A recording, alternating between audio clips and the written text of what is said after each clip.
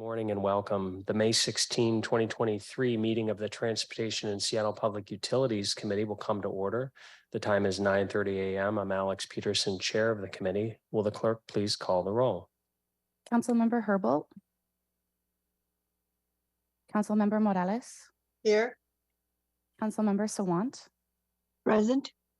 Councilmember Strauss. Chair Peterson. Present. 3 present. Thank you. And I believe Council members Herbold and Strauss will be joining us shortly. Colleagues, if there's no objection, today's proposed agenda will be adopted. Hearing no objection, the agenda is adopted. Chair's report. Good morning again. Welcome to our Transportation and Seattle Public Utilities Committee. Today we have 13 items on the agenda, but the first 10 items are appointments. Appointments 2551 through 2560. These are appointments to 4 of our transportation advisory and oversight boards. As you may recall, we actually have 7 of these boards that advise us on different modes of transportation for a total of 81 volunteers who advise us on the different modes. And it's important as we, as Seattle Department of Transportation is crafting the Seattle Transportation Plan, which is likely to need funding next year. So it's a good time to join and advise. We've got 1 appointment to the Seattle Freight Advisory Board, 4 appointments to the Move Seattle Levy Oversight Committee. That's our current major funding source. 1 appointment to the Seattle School Traffic Safety Committee, and 4 appointments to the Seattle Pedestrian Advisory Board. And we're planning to vote on these today. They're all with us. The new appointments are with us virtually today. Nobody's in the chambers today, and reappointments we typically don't have present. So I do want to give a big congratulations to our nominees today. We're grateful that you all want to serve the city on your respective boards. And we'll talk more to you soon to find out a little bit about your background and why you're interested in volunteering for this. Councilmember Herbold has joined us. Good morning, Councilmember Herbold. And agenda item 11 is Council Bill 120557, which would accept 2 catchment wall easements that would help mitigate the risk of a landslide onto Rainier Avenue South. That's briefing, discussion, and vote. Item 12, Clerk File 314522 is a briefing and discussion of a possible alley vacation near Denny Park. It's a good opportunity for us to ask initial questions about that request. Item 13 is Council Bill 120574, which has a public hearing. This is an ordinance that would declare 2 small slivers of property located in the city of Shoreline as surplus to the Seattle Public Utilities needs, and would sell those to Shoreline for a regional transportation project. The city of Shoreline has requested that we act expeditiously on this because it ties into that regional transit project. So if council members are comfortable, I'll ask if we may vote to suspend the rules so that we can vote on that item the same day as the public hearing. We'll see if anybody shows up for that public hearing. So let's actually go to the public comment period. I just want to double check because I don't think we have anybody signed up. So there's nobody in the chambers for public comment, and I'm not seeing anybody online for public comment. So we'll go ahead and formally open the public comment period, and seeing that nobody is signed up online or in person, we'll go ahead and close the public comment period. So you don't have to hear me recite all the rules for public comment. You're welcome. Okay, one moment. Let me go to the next section here. So the public comment period has been open and closed for the regular part of this meeting. So we'll go ahead and move on to our appointments. And I urge you to, council members, to think of this holistically. Again, we've got 7 boards with 81 volunteers, and Seattle Department of Transportation works hard to find volunteers and fill the vacancies and to bring them to us in batches like today. So we'll go through each of these. We try to group them together if they're on the same board. So we'll try to get through these as quickly as possible, but really excited to see everybody here too. So will the clerk please read the full title of the first agenda item into the record? Agenda Item 1, Appointment 2551, Appointment of Dan Gatchett as member of Seattle Freight Advisory Board for a term to May 31st, 2024, for briefing, discussion, and possible vote. Thank you. Colleagues, the Seattle Freight Advisory Board advises the mayor, city council, and city departments in the development of a functional and efficient freight system, delivering food and goods throughout the city and the region. As a port city, this is very important that we do this, that we're very mindful of what the needs of freight are. Because I know a lot of us, we get excited about other modes of transportation, and this one is also so vital to the city's health and economy. So let's see, as just to lay out how we're going to do these appointments today, I'll have the presenters from the department introduce the appointees, and then each appointee can share a little bit about the background, why they're interested in joining, just a minute or two for us, and then can open it up to questions. Council members, for the viewing public, if we don't ask questions, we have reviewed the appointment packets and feel comfortable with the candidates. So we're not necessarily here to grill them. It's because they've already presented their background and experience to us and their interest in serving. So for the freight board, and then the next items move levy, the Move Seattle Levy Oversight Committee and the Seattle Traffic Safety Committee. We have Aileen Trang from the Seattle Department of Transportation to introduce our nominees. So I'll turn it over to Aileen now to introduce our freight nominee.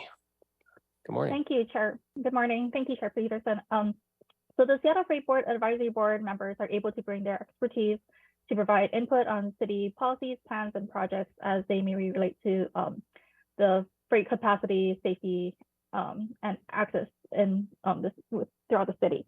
So today we have Dan Gatchett for appointment to the Freight Board. Dan brings considerable freight experience to the board, and he once served as the chair of the Washington State Freight Mobility Strategic Investment Board. And I'll pass it on to Dan to share why he's interested in being appointed to the board. Good morning. My name is Dan Gatchett. I was in the trucking industry for years. Prior to that, worked for a large ocean carrier. And I sold my business in 2008. And since then, I've been on the chair of the Freight Mobility Board for the state of Washington, looking at policy and different freight projects. I was also a past president of the Washington Trucking Association and co-chair of the Manufacturing Industrial Council. My entire career has pretty much been in the maritime and trucking industry. As an older person, I have wisdom. I may not be that sharp anymore, but I have a lot of experience in the freight industry, and I think I'd be a good asset for the City of Seattle Advisory Board. Thank you very much for that introduction of yourself and for being willing to bring your expertise to this volunteer effort to advise the city on freight. Colleagues, any comments or questions before we decide on this appointment? One moment. Let me just make sure I move Councilmember Herbold so I can see. Okay, great. Well, again, thank you, Dan, for your willingness to serve and for all the experience you're bringing to the table, which will help all of us as we, especially as the Seattle Transportation Plan is being crafted now that to synthesize all modes of transportation through the city.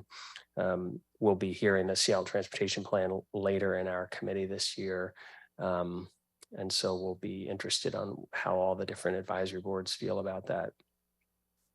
All right, colleagues, I'll go ahead and now move this appointment. Council members, I now move that the committee recommend confirmation of appointment 2551. Is there a second? Second. Thank you. It's been moved and seconded to recommend confirmation of the appointment. Any final comments or questions before we vote?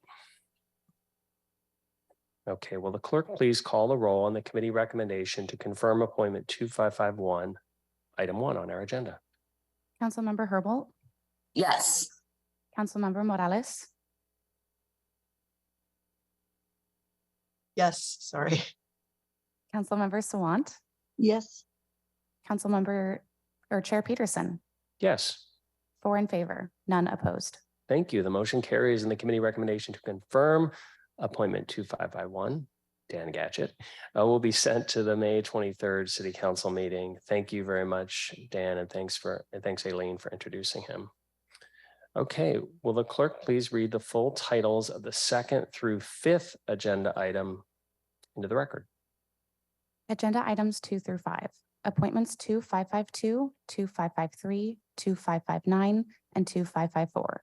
Appointments of Tyler Blackwell, Clara Cantor, and Alexander Bejedan Estevez as members to the Levy to Move Seattle Oversight Committee for terms to December 31st, 2026.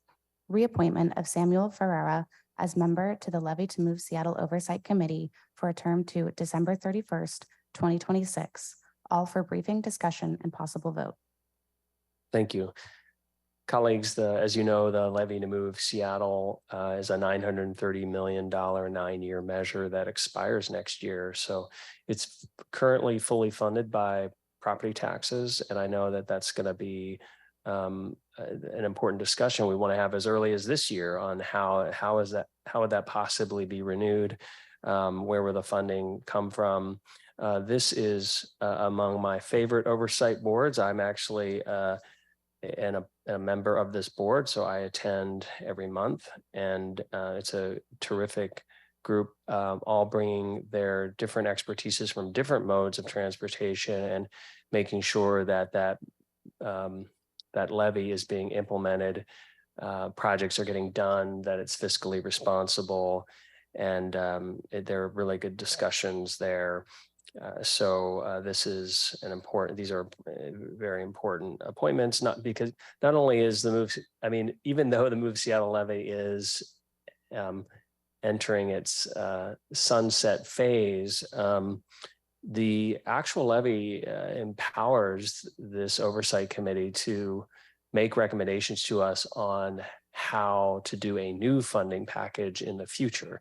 So they will be sending us a letter at the end of this year, probably, and even coming to our committee to make recommendations on crafting a new transportation package, which presumably will be largely based on the Seattle Transportation Plan that SDOT is now crafting, trying to synthesize all the modes of transportation. So the people were appointed today they'll be joining the group and then part of those recommendations back to us. Let's see here, I was winging it there, but let me look if I missed anything. Okay, so we've got 3 new appointments to the committee and 1 reappointment. Sam Ferrara has been an excellent member of the Oversight Committee, very diligent and balanced in their approach, and very much interested in safe and environmentally friendly modes of transportation. So that Sam is a reappointment. So we're going to talk to the new appointments today. Let's turn it back over to Aileen Trang. Aileen. Thanks, Chair Peterson. As you mentioned, the Move Seattle Levy Oversight Committee members help to monitor and advise on the levy program and also make our recommendations for spending for levy proceeds. And up first, we have Tyler Blackwell, who is currently a transportation planner at the Soto Business Improvement Area. And I'm going to pass it on to Tyler to share. Great. Thanks, Aline. And thank you, council members. I am happy to be here today, and I should share that I'm interested in serving on the Levy to Move Seattle Oversight Committee because I believe that transparency in how Seattle funds and builds the transportation network is incredibly important. We are entering, as Chair Peterson said, we are entering into a really important phase right now. And I believe that my expertise, both as a transportation planner and knowing what's going on in the environment in the industrial district of Seattle, is important, as it allows me to get a better understanding of the ongoing projects. And I think that pairs nicely with my expertise as a MPA graduate of last year, where I concentrated in public financial management. And so marrying both transportation knowledge as well as funding and financial knowledge can add an important perspective as we go into this next stage. And I'm happy to answer any questions. Thank you, Tyler. And we can go ahead and hear from the other two appointees and then open the floor if there are any comments or questions for any of them. Go ahead, Aileen. Yeah, so we have Clara Cantor, and she is a community organizer with Seattle Neighborhood Greenways. Clara, I believe she's on, so if she's great. I'll pass it on to her to share why she's interested in serving on the LOC.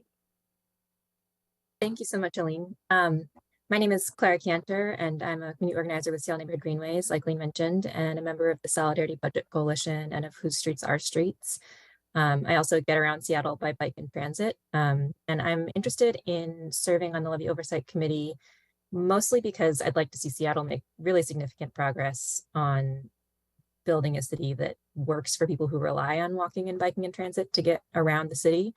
But I'd also like to see significantly greater investment in South Seattle and other neighborhoods that are totally unacceptably unsafe, and kind of right the disparities in safety and comfort for people traveling in different parts of our city.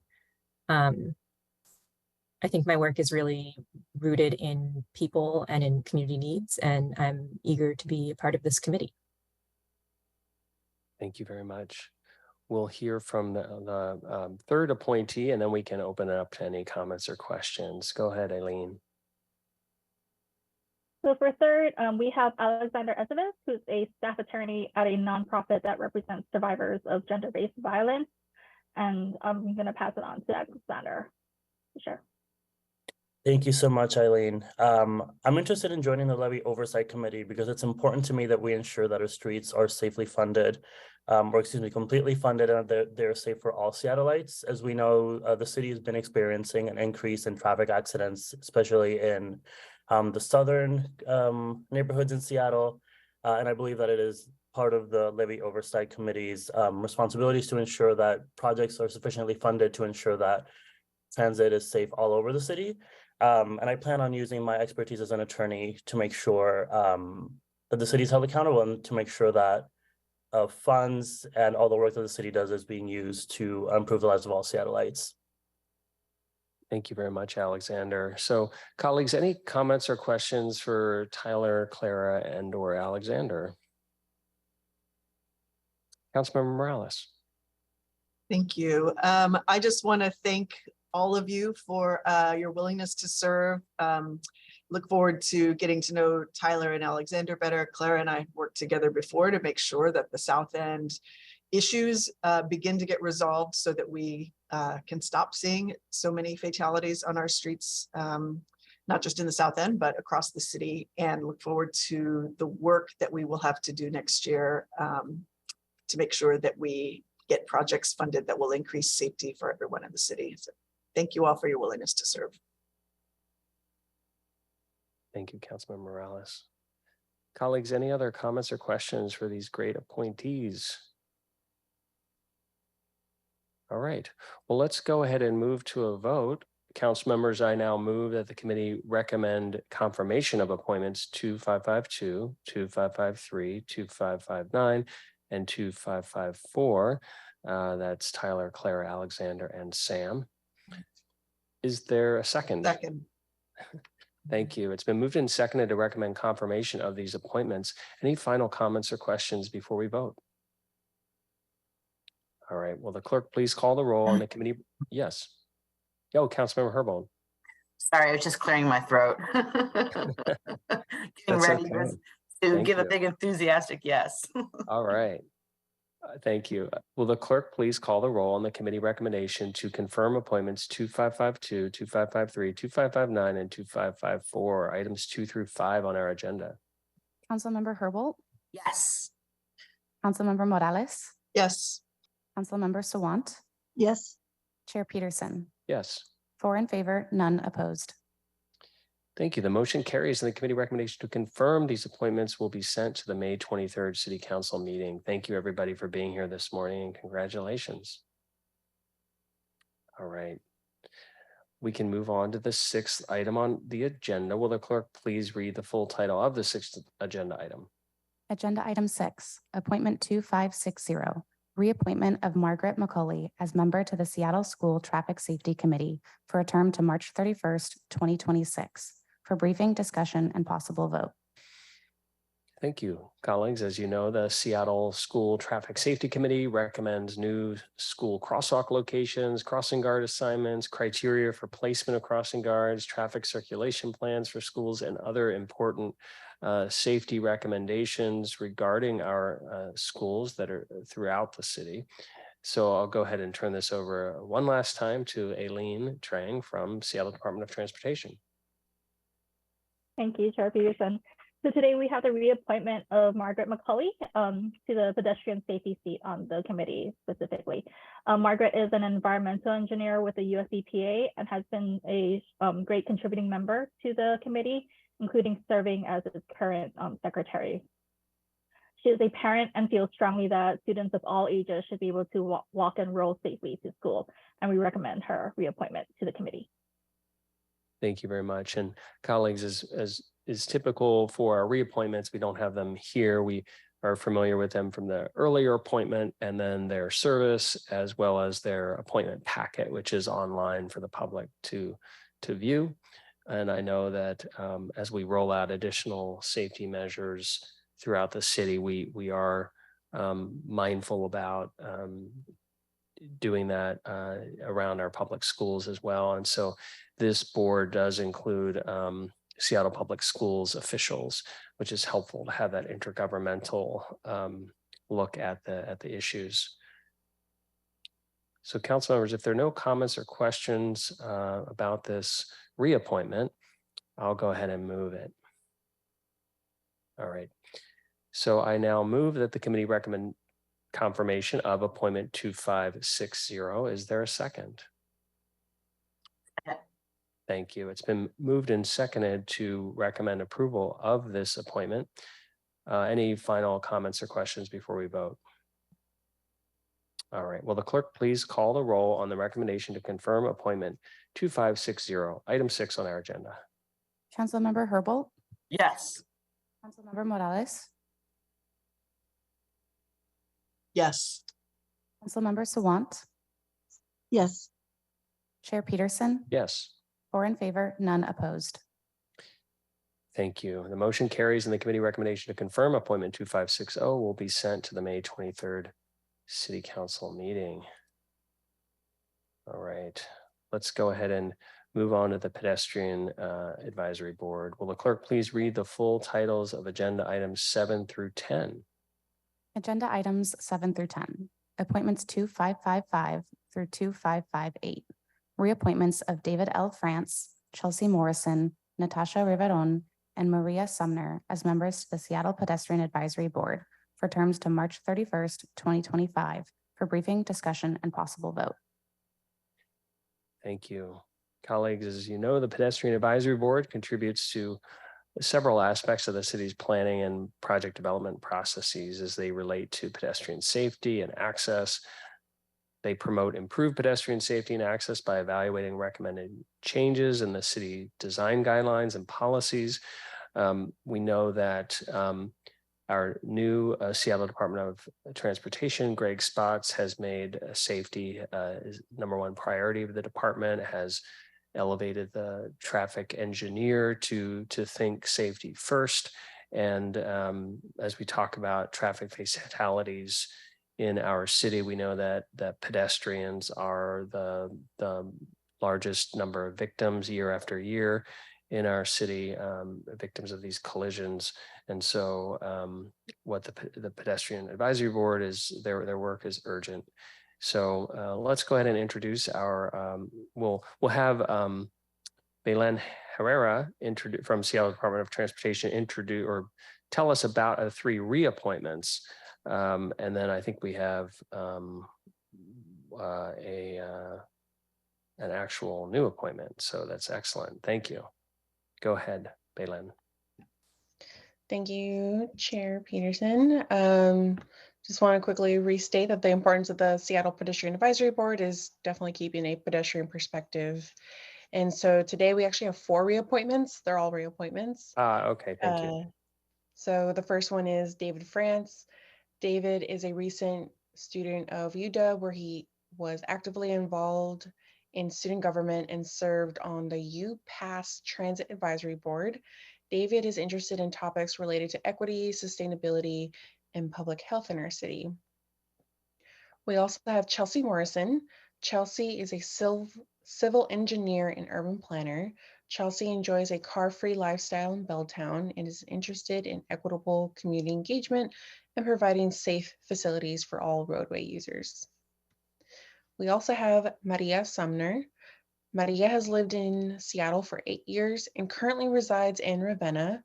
For work, she is a product manager for an AI startup based in Seattle.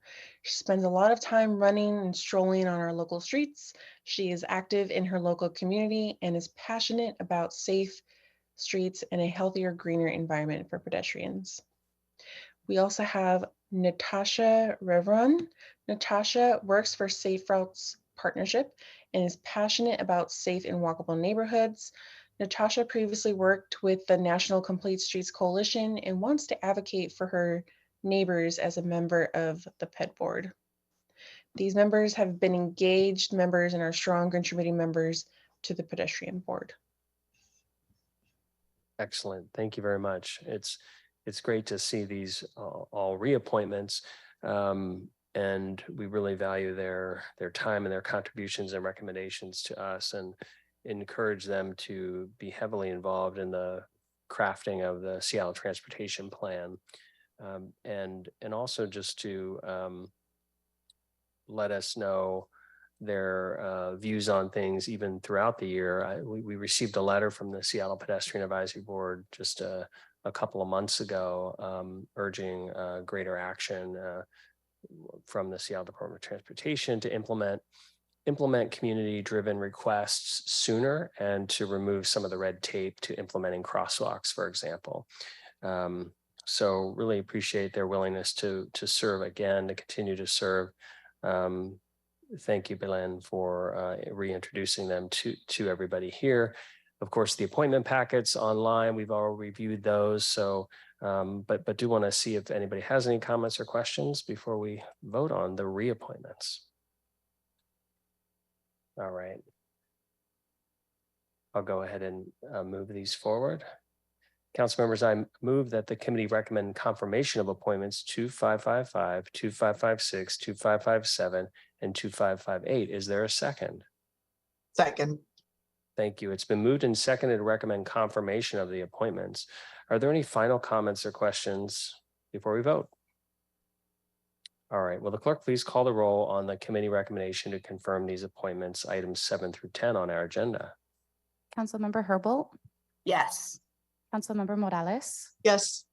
Councilmember Sawant, Yes. Chair Peterson. Yes. 4 in favor, none opposed. Thank you. The motion carries, and the committee recommendation to confirm appointments 2555 through 2558 will be sent to the May 23rd City Council meeting. Well, colleagues, thank you. That completes our appointments and reappointments today for the 4 of the 7 Transportation Advisory Boards, just filling some of those vacancies as we move forward. Really want to thank the Seattle Department of Transportation and the mayor's office for working with us to get these appointments on the calendar here today. And thank you for approving them. All right, let's go ahead and move on to agenda item 11. Will the clerk please read the short title of agenda item 11? Agenda item 11, Council Bill 120557, an ordinance relating to the Department of Transportation's Hazard Mitigation Program, authorizing the Director of the Department of Transportation to acquire, accept, and record on behalf of the City of Seattle a catchment wall easement from block located in a portion of Block 7 and a portion of Block 8. Lot 8 on Block 35, Rainier Beach, for the purpose of extending the protection of the adjacent roadway of superficial surface erosion of the adjacent slopes along a portion of Rainier Avenue South, for briefing, discussion, and possible vote. Thank you. Colleagues, as mentioned earlier, these easements would contribute to mitigating the risk of landslides onto Rainier Avenue. And I want to thank Councilmember Herbold for her consistent advocacy for landslide mitigation. And I know Councilmember Morales is very interested in this as well, since this one is in her district. And so before I turn it over to the presenters, also want to thank Calvin Chow for reviewing this legislation. Let's see, good morning, Calvin. Just as usual, if central staff wants to say anything in the beginning here to frame things up, go ahead. If not, we can ask you questions later if we have any. Morning, council members. I think the presentation is pretty thorough. I just note that the mitigation project has been completed, and this is really about the real estate property rights for the project. So with that, I think we should just move to the presentation. Thank you very much. Okay, well, let's turn this over to Seattle Department of Transportation.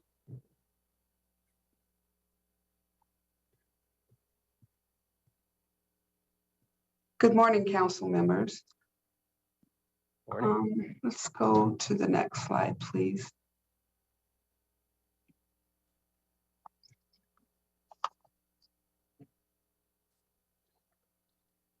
And the next slide. Okay, in this presentation overview, we'll be talking about the purpose, background, damage from landslide, project area, acquisition area, project details, the wall extension, and the project costs. Next slide. We are here today to request that the City Council accept this proposed legislation that accepts 2 catchment walls easements from private property owners conveying portions of property in connection with the landslide mitigation project under the Hazard Mitigation Program. It places the easement under SDOT's jurisdiction and lays the property off as right-of-way.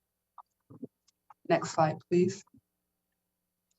Historically, there have been many landslides recorded along Rainier Avenue South between South Carver Street and the South Seattle city limits near Ryan Street, resulting in debris blocking public right-of-way. In 2000, SDOT commissioned a geotechnical survey of the steep slope area along the street corridor and determined it to be at a moderate to high risk for landslide hazard. Given this assessment and the area's history of landslide incidences, the city believes there is a high probability of reoccurrence. These landslides block sidewalks and create hazardous conditions for all modes of transportation. In addition, the city has at times had to close portions of the sidewalk and streets in response to public safety concerns along the impacted segments of Rainier Avenue South. SDOT crews have also had to conduct cleanup efforts to remove debris and recover sidewalks throughout the years in response to these challenges. In early 2016, a 60-foot segment of retaining wall was constructed to protect a portion of Rainier Avenue South near South Perry Street as a response to 2 significant landslides occurring from the same slope within 2 weeks of each other. Subsequently, SDOT evaluated the street corridor and determined that there were 5 sites that also needed reinforcement and additional walls were constructed. Another landslide occurred more recently in February of 2022 due to heavy rainfall that damaged a portion of the wall near South Perry Street, as well as a new area next to this wall. The damaged wall was repaired. However, acquisition of 2 additional catchment wall easement was necessary to extend the wall. Next slide, please.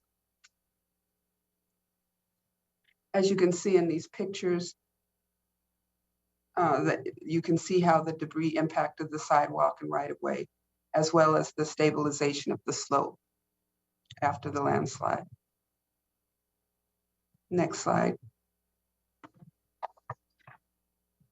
This vicinity map outlines the area along Rainier Avenue South where the Soldier Pile catchment wall was extended to protect the adjacent segment of the street corridor. Next slide. The 2 acquisitions total 303 square feet It is 5 feet in width and 60.5 feet long. I'll turn the presentation over to Bill Clark to talk about construction details, project details. Thank you. Good morning. My name is Bill Clark. I'm the SDOT Capital Projects project manager for this section of the South Rainier Wall. This is the third section of the wall that was requested by street use that we construct over the winter. It was actually built in March. We needed to attain a Department of Constructions and Inspections dry season exemption to build this in the winter. Normally these are built in the summer when the soil is a little bit more stable, but I think the urgency to get it constructed, we requested that exemption. We took precautions along the way. We used a lot of plastic sheeting along the hillside and whatnot to minimize any further risk of slide. It's about 64 feet long, about 8 pilings were drilled to construct the wall. Go ahead and advance the slide, please. It's another view of the wall. It's, as we speak, I believe, being painted now. So it looks slightly different than this. Next slide. Budget of $550,000. About $426,000 of that is direct construction costs. The balance, approximately $124,000, is SDOT internal design costs that had been already invested before it was handed over to capital projects to build. And as you can see, that it was funded by the street use program at SDOT, but the sources of funding you can see here.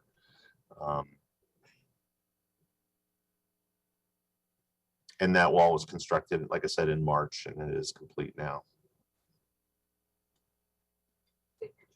Does anyone have any questions? Thank you very much, Bill and Gretchen.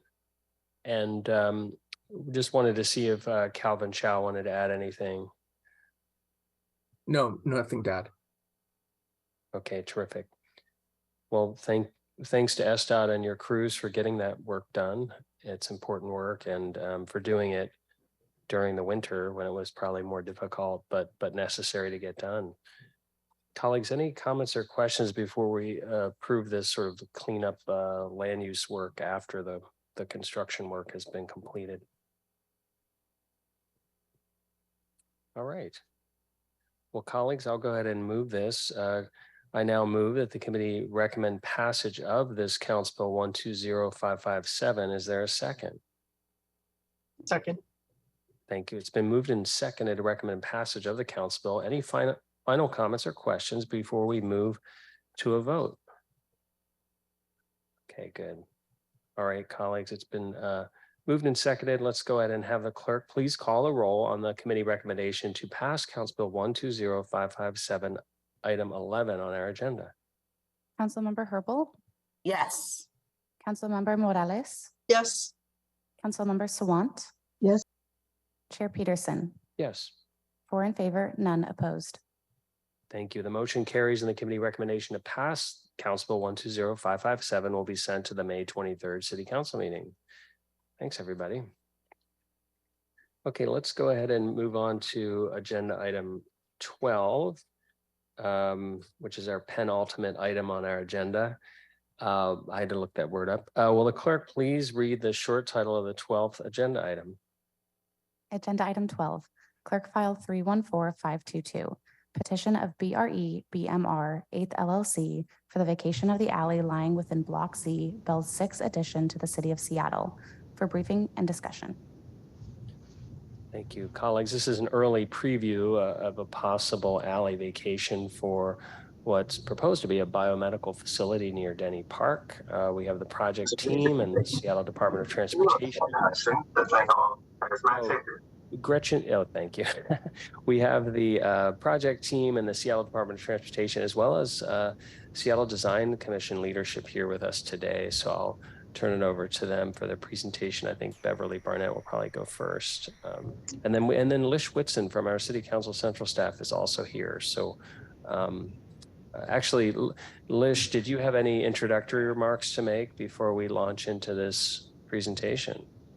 Thank you. I just want to mention that this is an early presentation on the proposal.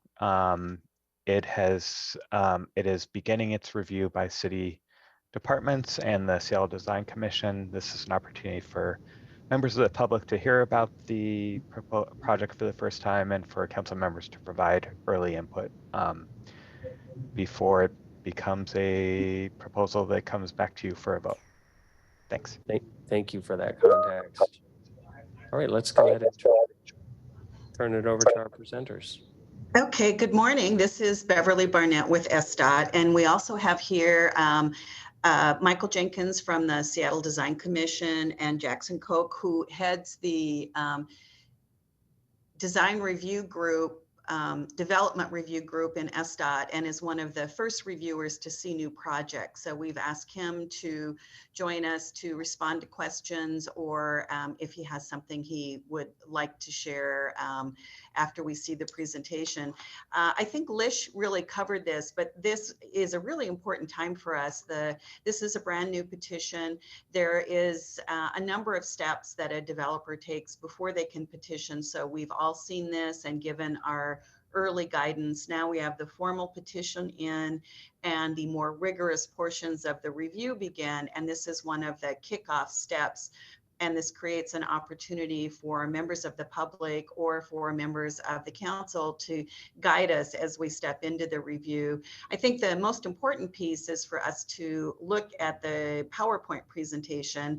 And you can see this is a bit of an awkward site. So the work on design and public benefit and also the access issues that Jackson's group will look at are really critical.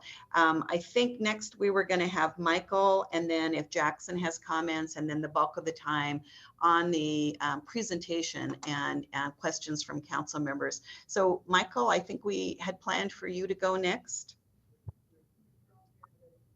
Sure, thank you, Beverly. Good morning, and good morning, council members and other presenters. Michael Jenkins here with the Seattle Design Commission. The Design Commission had its pre-petition review, which I think staff has probably gone over with you in their briefing memo. That review is required before a project can proceed through not only Seattle Department of Construction and Inspection's design review process, but before they can even file for a petition. And the presentation you'll see today is one that the commission did have an opportunity to look at in November of 2022. I think you'll see what the commission saw, which was a really unique opportunity to create a gateway to Denny Triangle at this development, not only from the building, but from the site plan and the landscape. And it really is an opportunity to complete the vision that was created and started for Denny Triangle with the Amazon, the early Amazon Alley vacations. And this will be the northern terminus of those series of public realm improvements. And so we're excited to see the opportunities that presents.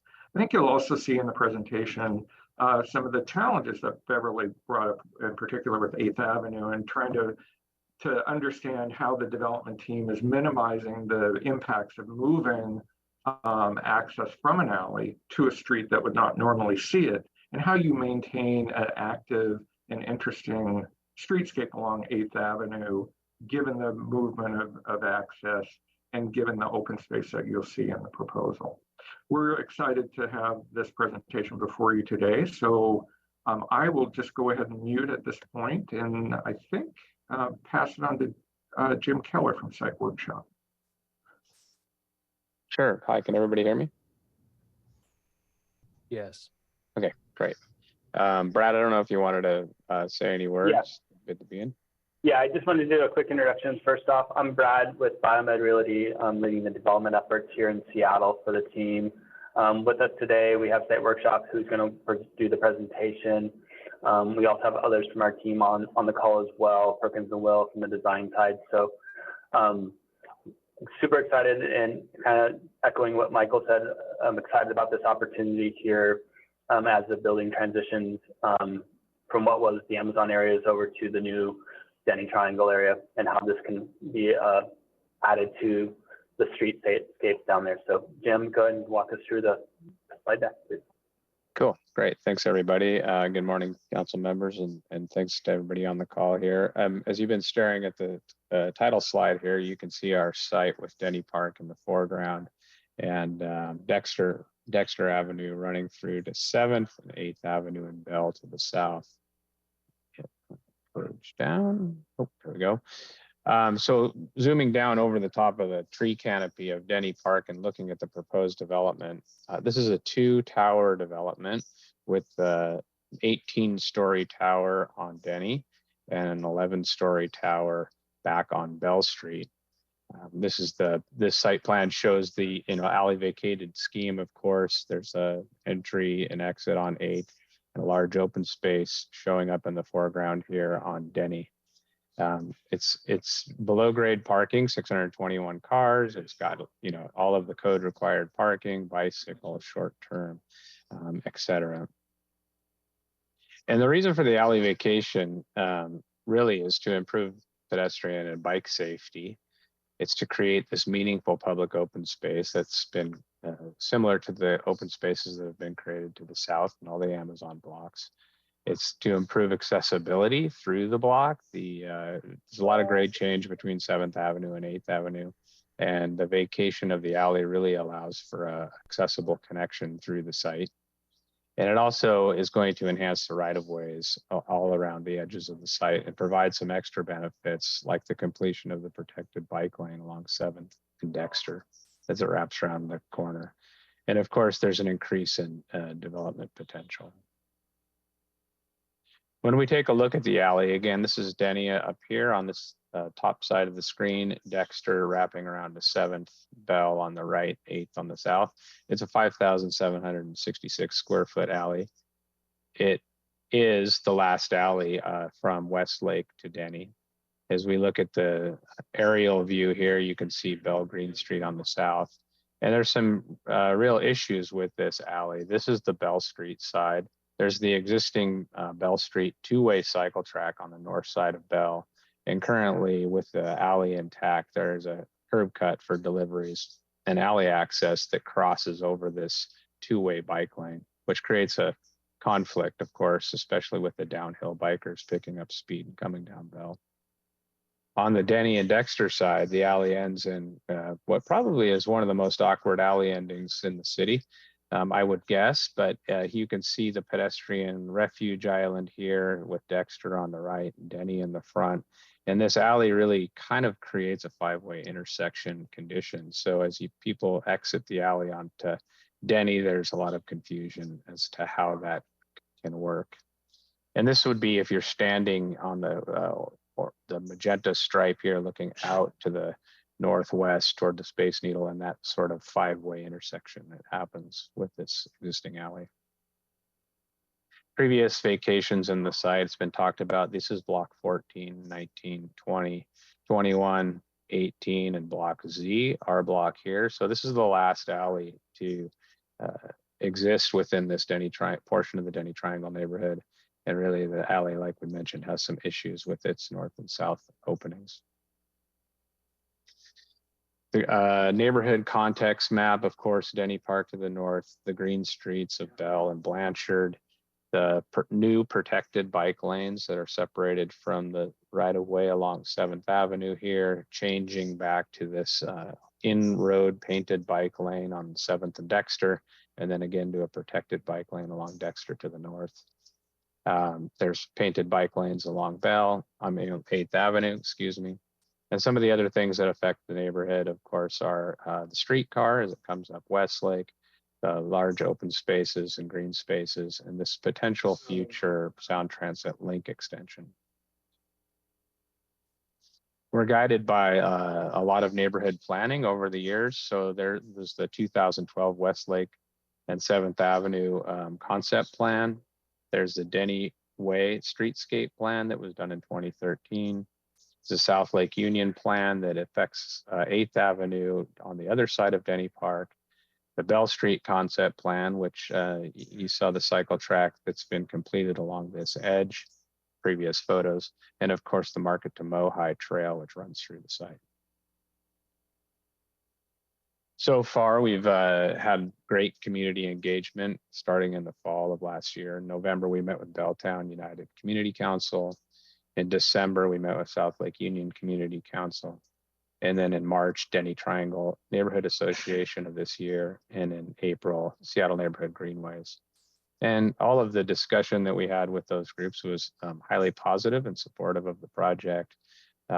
There's the groups asked how they could continue to advocate for the project. There were some people with some comments and concerns about how these projects look on the skyline and how they might affect the views and things like that.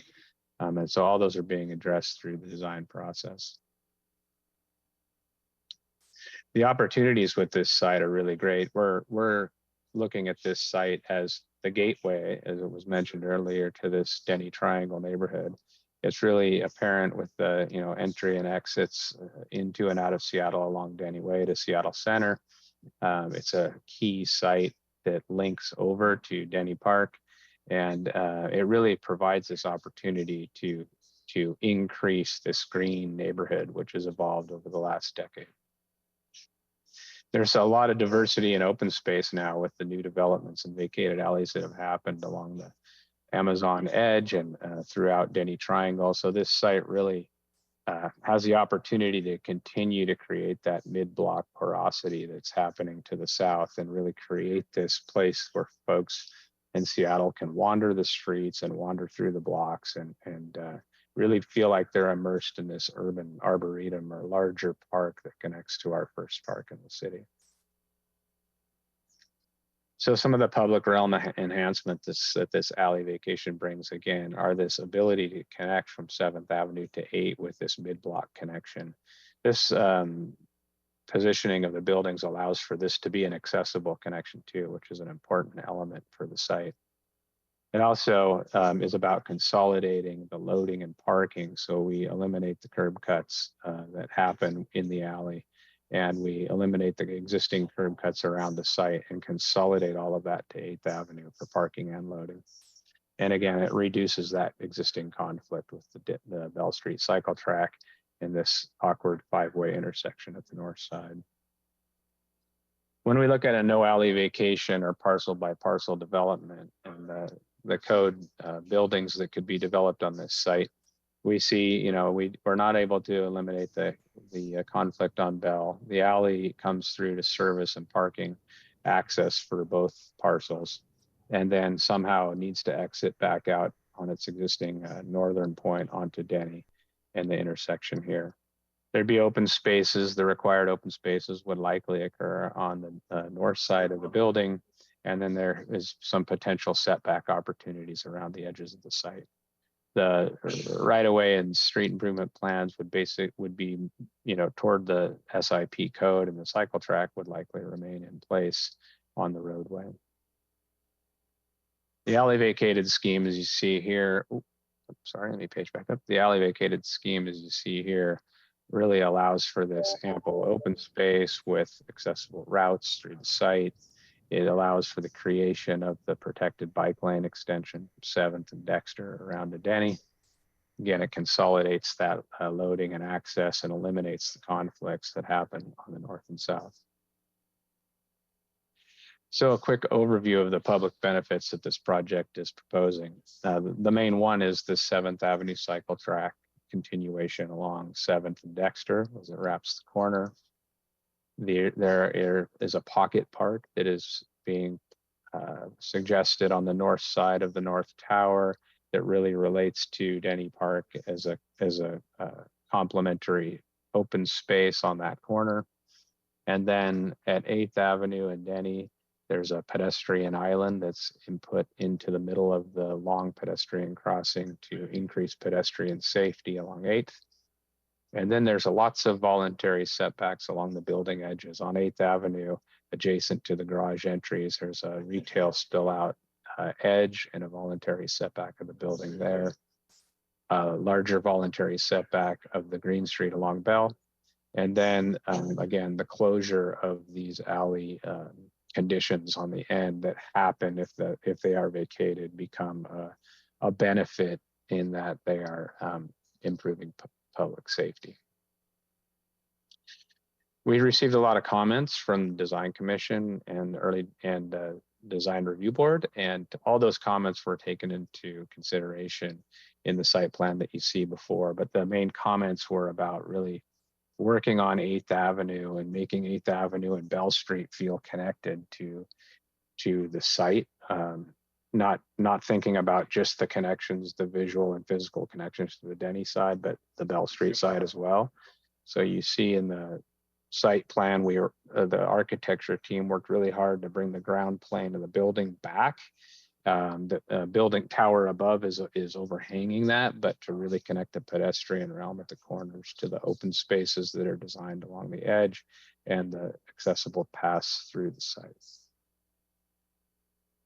And those were the big moves and the big guidance that we received from Design Commission, and we're still working through that as we continue to develop the design. I think I can end there and take questions. Thank you. Katie, unless you have anything to add, or Michael or Beverly or Brad. Thank you. I think we'll, council members may have some questions. I've got a few questions and appreciate again the context that council members, this is our very early look at this. It's just a clerk file at this point. This committee is not the only time you get to opine on this. You can confer with Liz Schwitzen on our City Council Central staff about this project. Also the Design Commission. So I'll just go through, I've got about 4 questions and then turn it over to colleagues if that's okay. All right. So I know we usually get excited about the new development that's coming, and there's a lot of exciting things about what this project can do in terms of pedestrian access and improving the cycling facility there. Just want to always ask this basic question of what's currently on the site, and is there any displacement that is occurring of an existing any residential or employment? The current site is the 2 buildings, the hotel and the liquor store building that were on the 7th Avenue side have been demoed. So right now it's a flat, secure site, flat-ish secure site. Right. So just the hotel and the liquor store. Yeah. Okay. And then I agree with your assessment of the alley being awkward and not very functional and even unsafe in some cases. In this aerial, what I'm seeing, just want to make sure what we're seeing here is that pedestrians who are not associated with the 2 towers here, that they can freely pass through here. Is that correct? Yes, that's the plan, is that this is an accessible space through the site. And is that accessible after business hours as well? I mean, it's not. Yeah, it's accessible, generally open to the public. Yes. Great. And then in terms of the public, I know the public benefits was something we'll be really interested in opining on here. Because we're giving up the alley, we're vacating a public alley, and so under our existing ordinances, we want to seek public benefit. And so you had a slide where you mentioned 6 different public benefits that were preliminary. Let me get to that one. Sorry. Right there. Thank you. The public benefits overview slide here showing the 6 aerial views of the 2 buildings. I just want to confirm, item 6, the curb cut removal and restoration, I thought that was pretty standard requirement, I don't while we look forward to that happening, I'm not sure I would personally characterize that as sort of an added public benefit. So I just wanted to note that for the record as we're thinking about public benefits. And then in terms of the design commission, thank you for, it's very important to take into consideration what they're suggesting and recommending. I would like to hear from Michael Jenkins. Do you feel that the design commission, could you just reconfirm that the design committee feel like what you're suggesting is being incorporated, and maybe what's left over that we still need to see or want to see? Sure, thank you, Councilmember. I think that, like, they haven't had an opportunity to come to the commission to preview their public benefit package formally. I will say that the commission was intrigued by their ability to not only enhance the public realm in ways that you see here, the 7th Avenue cycle track being very important.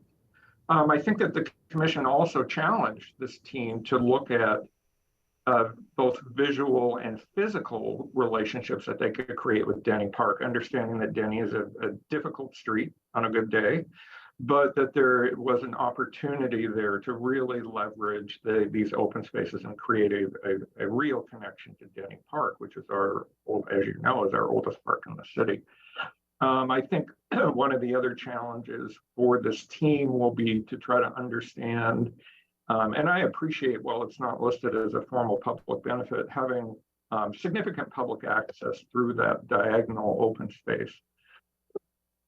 Like with all of the work that the commission does, in particular on the issue of equity and equitable access, how the site plan and the building massing really invite the public in, and the balance between having public access and the very real understanding that the people who develop and occupy this building need to be able to control the site for their own use, and making sure that the reality of inviting in the public and making them welcome, both physically and functionally, balances the developer and the tenant's future needs. And so that will be one area that we work with them on to make sure that that balance is addressed and struck in a positive and meaningful way. Thank you. I do want to note that Councilmember Strauss has been here with us. Good to see you, Councilmember. So those are my main questions. One last question from me, and then we can open it up to colleagues. In terms of the ground floor, the street level uses, have you decided, will they be different than biomedical?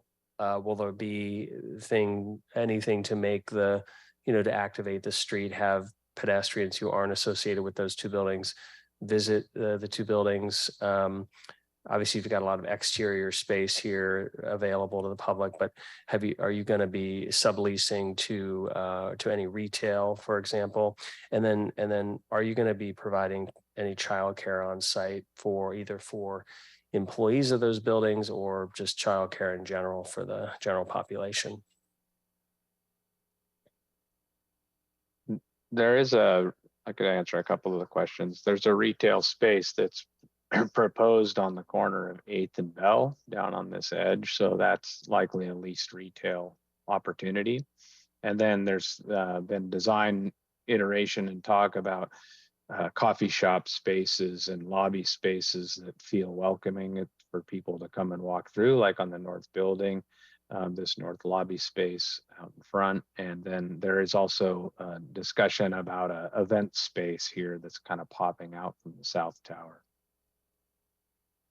And Councilmember Peterson, this is Katie Kendall with McCullough Hill. On the childcare, the Biomed's not intending to have on-site childcare as of right now, but as you know, under the city's code, in the downtown code, to get bonus floor area, there will be a payment to the city for childcare. So they will be making that childcare payment.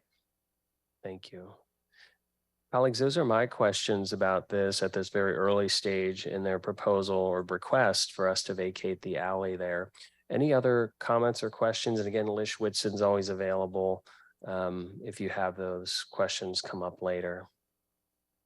Councilmember Strauss. Thank you, Chair, and I appreciate the staff's ability to give me a preview of this presentation, so I'm a bit up to speed.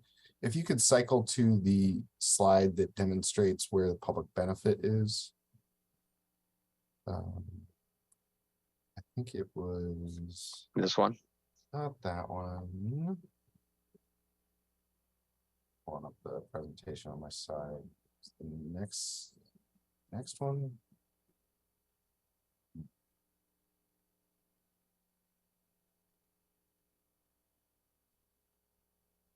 And we're near the beginning now.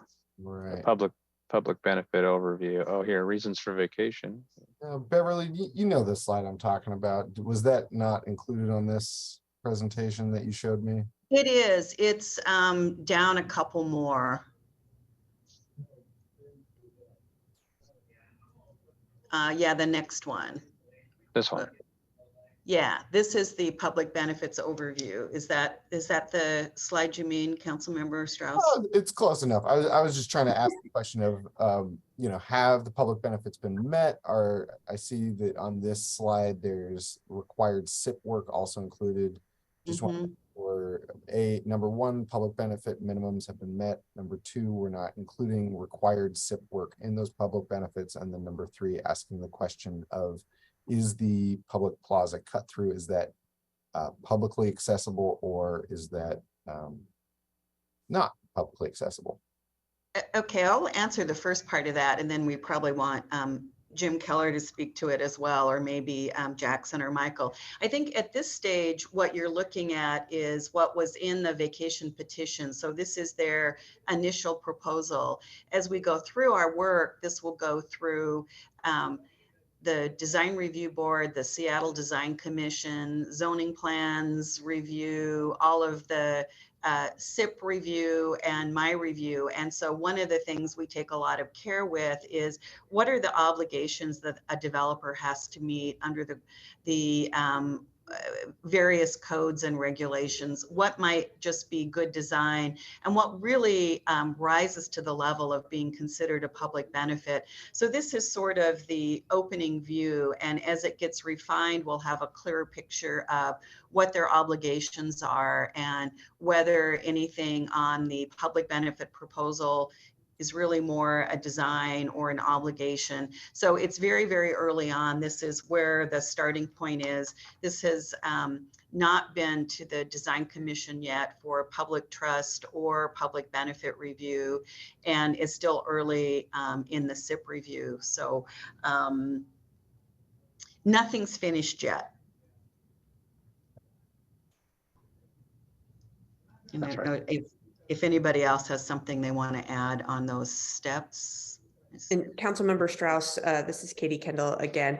As Michael mentioned, the Design Commission had some ideas as it relates to Denny, and the design team has been working towards addressing those. And through this process, I think you'll see an evolution here on this benefits package, because this is really at the start.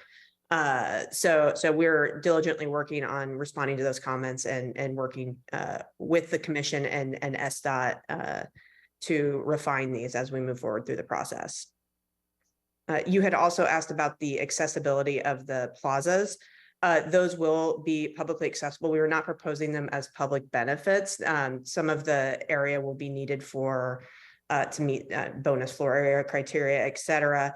But they will be publicly accessible. There's no fencing that will be blocking it off from the public.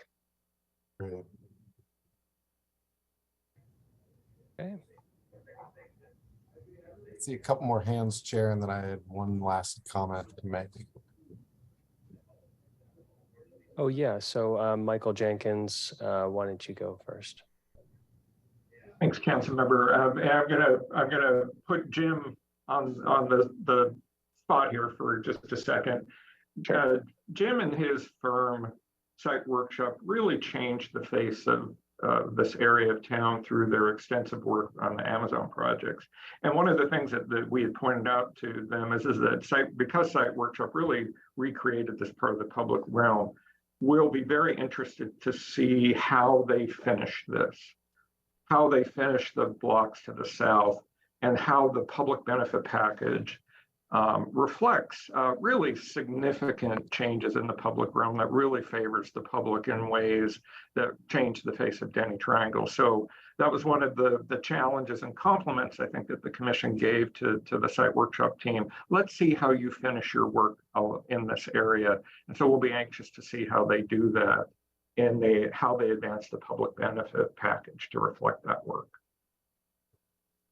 Yeah, we're looking forward to that. We're honored and excited to be part of this team and to really to finish this block and to really connect this neighborhood up. So, Jackson, did you have something to add? Yeah, thank you. Jackson Cook, SDOT Street Use.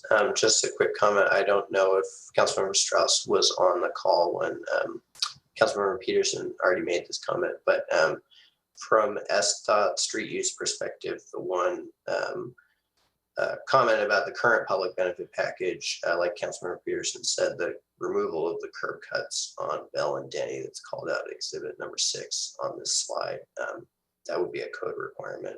If the alley is vacated, those curb cuts are fronting the property that's being developed, and unused curb cuts fronting the property being developed are required to be closed.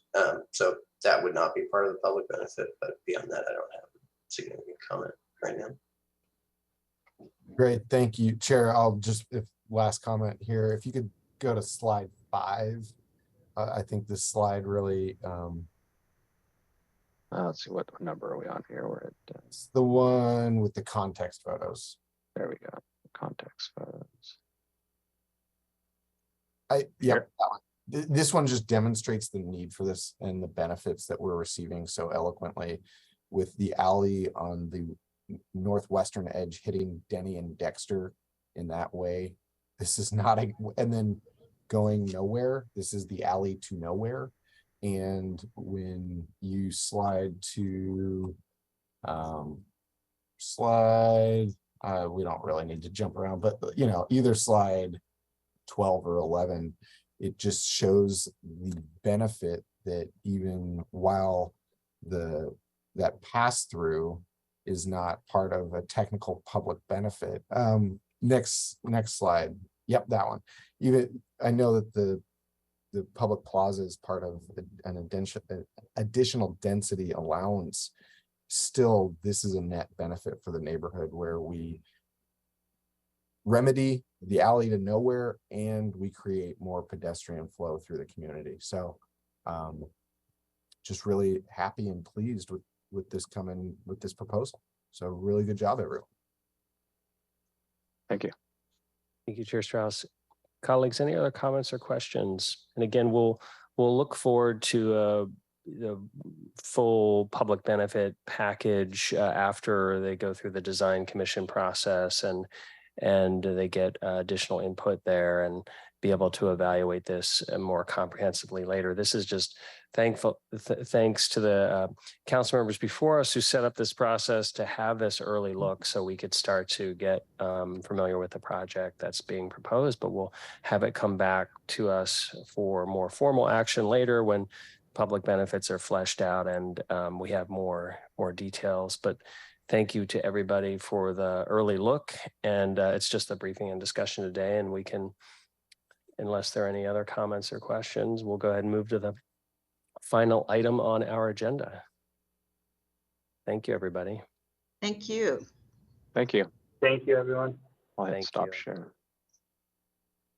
All right, will the clerk please read the short title of the final agenda item? Agenda item 13, Council Bill 120574, an ordinance relating to Seattle Public Utilities, declaring certain real property rights at the Foy Pump Station property as being surplus to the city's municipal utility needs, authorizing the sale of 451 square feet and 460 square feet of King County parcel, and granting parcels for 3-year term temporary construction easements to the city of Shoreline for a public hearing, briefing, discussion, and possible vote. Thank you, colleagues. As our committee clerk mentioned, we do have a public hearing on this item, Council Bill 120574. There is nobody signed up to speak in person or online for this. So I'll just go ahead and open the public hearing, and seeing that there is nobody signed up, online or in person, I'll go ahead and close the public hearing. And colleagues, this council bill would enable Seattle Public Utilities to sell to the city of Shoreline 2 small slivers of property already located in the city of Shoreline. Due to the minor nature of this proposal, the fact that we didn't have any public commenters, and it's already physically located in Shoreline, if council members are comfortable, I'll propose that we suspend the rules to vote on this item today, same day that we had or made available a public hearing, so that we can move it out of our busy committee. But we're going to get a presentation today. We'll be able to ask questions. So let's go ahead and, and before we do turn it over to Seattle Public Utilities for a presentation, I did want to thank Brian Goodnight on our City Council Central staff for working on this, helping get the legislation finalized and uploaded, working with Seattle Public Utilities, with the city attorney's office, because the city of Shoreline has asked us to work expeditiously on this because it does tie into a larger transportation project. So thank you, Brian. Good night. Let's go ahead and turn it over to our general manager and CEO of Seattle Public Utilities, Andrew Lee. Good morning. Thank you, Chair Peterson and members of the committee. This legislation before you authorizes the sale to the city of Shoreline for 2 small slivers of property that are associated with Shoreline's project to construct a roundabout associated with a new Sound Transit light rail station nearby, along with 3 temporary construction easements. As Councilmember Peterson indicated, we're asking for expedited consideration of this legislation because the city of Shoreline needs to be able to demonstrate it has these property rights so it can secure $10 million in funding from the U.S. Department of Transportation. With me today are Jerry Caruso, a senior real property agent for SPU, and Rachel Hsu with SPU's major interagency projects group. And at this point, I'll hand it off to Jerry.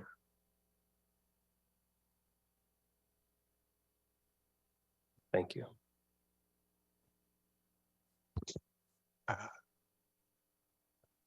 Thank you. Hi, and I will start the presentation in once. Thank you. Good morning. Good morning. Good morning and welcome Transportation and SPU committee members and members of the public. And thank you for attending this presentation. My name is Jerry Caruso and I'm a senior real property agent for Seattle Public Utilities. I'm here to present an ordinance on behalf of SPU concerning the sale of portions of Foy Pump Station property to the city of Shoreline. Can everybody hear me? Yes. Thank you. Before I jump into how this transaction arose, I want to just provide a general overview of what this legislation will accomplish. This ordinance authorizes the city and SPU to sell 2 small parcels of the Foy Pump Station to the city of Shoreline. Oh, wait. Shoot. Oh, I'm sorry. We're not seeing your slides. I'm so sorry. Sorry, we're not seeing the slides. I'm so sorry. It's okay. I will share my screen. Crap.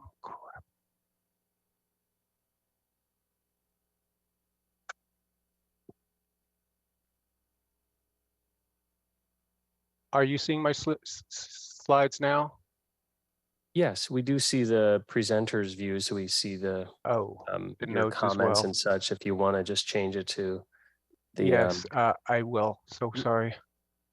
Yeah, go ahead and reload it and Reload. Yes. just hit the presentation view. Okay.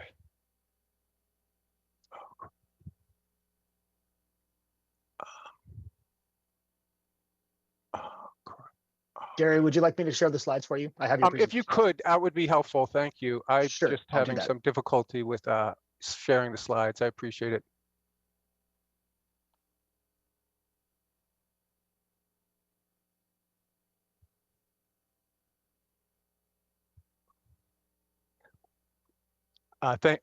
Thank you for bearing with me.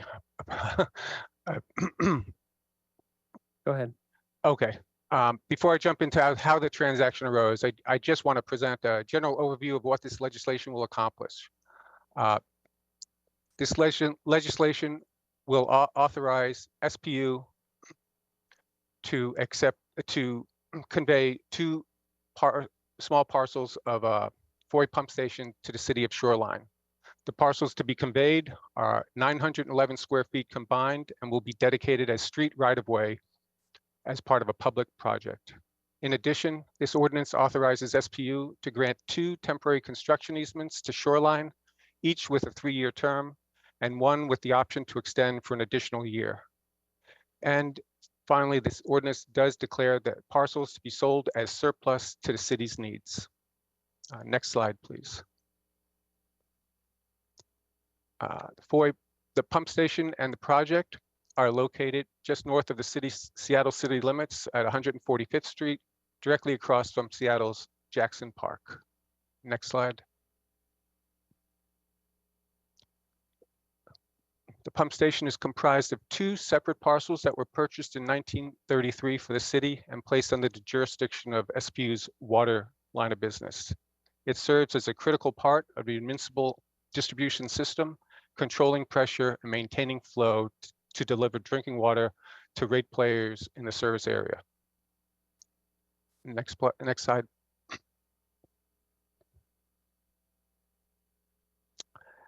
And this is a street view of the pump station. On the left is the view looking northwest from 145th Street, and the side view is looking east from 5th Ave.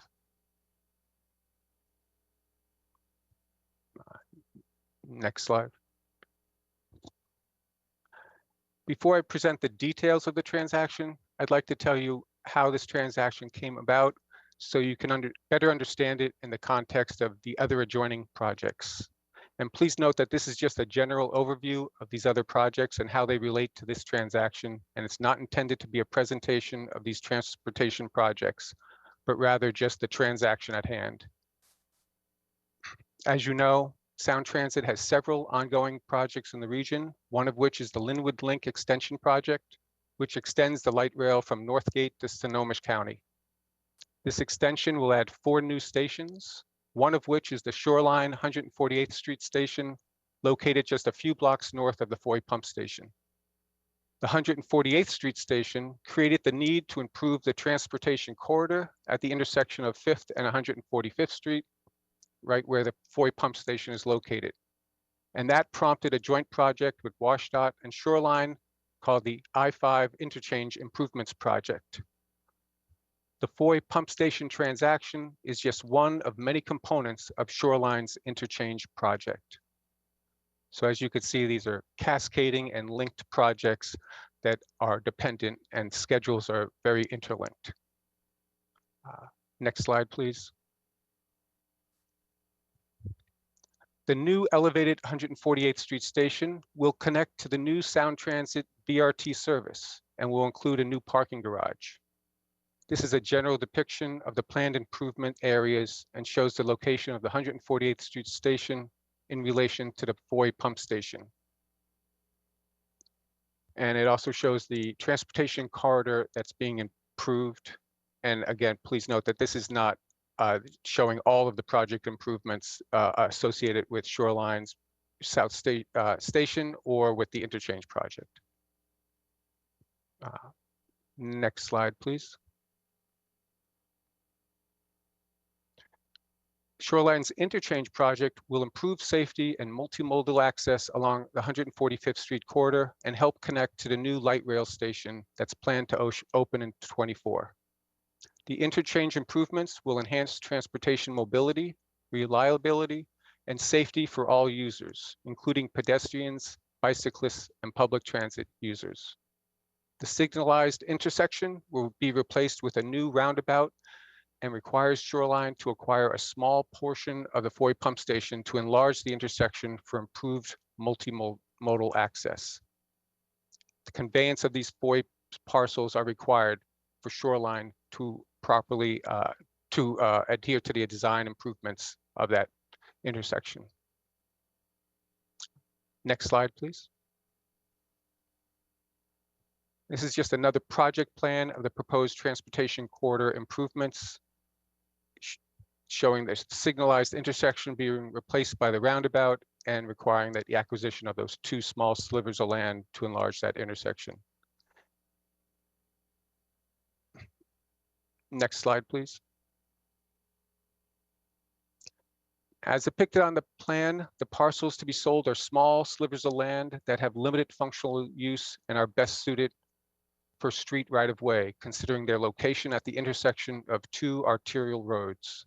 In addition to their small size, these parcels are located outside the city of Seattle limits, which limits their utility to other city departments and makes them unsuitable for few other functions other than street right-of-way. Note that the widest point of either parcel to be sold is less than 20 feet.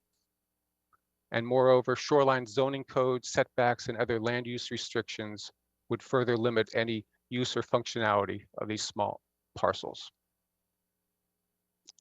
Next slide. The transaction will consist of conveying 2 parcels by quitclaim deed and the granting of 2 temporary easements, each for a 3-year term and one with an option to extend for an additional year. The city and Shoreline reached agreement on terms and fair market value, and appraisals were completed and reviewed for all property rights. And next slide. The impacts and benefits of the sale. There are no significant impacts to operations as a result of the sale, and no negative impacts to the current or future operations of the Foy Pump Station. SPU will receive $211,000 from the sale of the parcels and the granting of the temporary property rights. The benefits also include an improved regional transportation corridor and continued city support of community partnerships. In addition, SPU employees who work at the Foy Pump Station will have improved multimodal access to their work site. And that is the presentation, and I'm happy to go back to any slides that you want or take on any questions. Thank you very much. Wanted to open that up to City Council Central Staff, Brian Goodnight, if you had any comments about the proposal. Thank you, Chair. No, I think the presentation did a nice job, so I don't have any additional comments. Thank you. Thank you. And to Andrew Lee at Seattle Public Utilities, you had mentioned there's a federal grant that the City of Shoreline is seeking and has some time constraints on it. And you said it's $10 million. Is that right? Yeah, that's correct. Okay, thank you. So colleagues, we did not have any speakers about this item at the public hearing today. And so I know the City of Shoreline is very interested in this. Yes, Councilmember Strauss. Thank you, Chair. Jerry, I just always love your presentations. They are thank you. In the weeds, and you always do a really great job presenting to it. Sure. And the slide previous to this demonstrates the benefits of the sale. I think what it's not, and I guess the benefits are noting improved transportation benefits, city support of regional mobility. If you slide back down, I'm looking at your Legistar presentation. If you want to slide to the past questions. Oh yeah, there's some slides at the end. 14. That's correct. Further, maybe one more, or is no, that this one? is great. No, that one. Yeah, either of these is. Oh, okay. Let's go back up one more. It's just, I think that this is a demonstration of good governance, good partnership with regional partners and with neighboring partners where, if I'm correct, that area in pink is going to be turned into sidewalk. Is that correct? That's correct. Yeah. And there's a little part you could see where that dark black line is going to be part of the street. So there's the very corner is street, but the rest of the pink is all sidewalk. And so, yeah, Jerry, I mean, great work right here. I mean, to that point about improved transportation corridor, et cetera, this slide demonstrates that, which is, you know, these parcels are being sold from one government to another government and are actually increasing the amount of pedestrian space, because it's my best guess that those sidewalks are wider than the sidewalks that we have there today. And so it's more than just moving cars, it's more than moving buses, it's more than connecting light rail to our bus network. You know, SR 523 north 145th is a state route. So we are Sound Transit Shoreline, King County, City of Seattle, WashDOT. This is a moment of minutia of good governance transferring. And, the city makes a very small amount of money, but we're improving the public experience through this corridor. Because the public doesn't know who owns the land. Right. They just want to be able to walk and get to light rail and get on the freeway and get to where they're going. So I think this demonstrates good governance. I really appreciate your presentation, Jerry. Okay, well, thank you. Yeah, Thank you, happy to Councilmember answer any Strauss. questions anyone would have, and our team is here, the project team is here as well, if you have any questions. Thank you, Jerry. Thank you, Councilmember Strauss. Colleagues, so because as we were talking before about the requests that we act expeditiously for our for regional cooperation with the City of Shoreline and the federal grant that's in play there for this project that impacts larger projects. And we didn't hear any public commenters at our public hearing. So I'll go ahead and just ask if there's no objection, we'll go ahead and suspend the rule so that we could vote on an item the same day as a public hearing. So is there any objection to that, colleagues? Okay.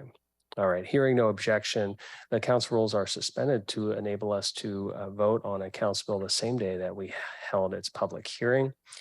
And so I'll go ahead and make a motion to move forward on this council bill. Colleagues, I now move that the committee recommend passage of Council Bill 120574. Is there a second? Second. Thank you. It's been moved and seconded to recommend passage of the council bill. Any final comments or questions before we vote? Excellent. Will the clerk please call the roll on the committee recommendation to pass Council Bill 120574, item 13 on our agenda? Councilmember Herbold, Yes. Councilmember Morales, Yes. Councilmember Sawant, Councilmember Strauss, Yes. Chair Peterson, Yes. 4 in favor, none opposed. Thank you. The motion carries and the committee recommendation to pass Council Bill 120574 will be sent to the May 23rd City Council meeting. All right, colleagues. Well, thank you everybody for being here today. And I will just note that the time is 11:02 a.m. and this concludes the May 16th, 2023 meeting of the Transportation Seattle Public Utilities Committee. Our next meeting will be Tuesday, June 6th. Thank you, and we are adjourned. Thank you. Thank you.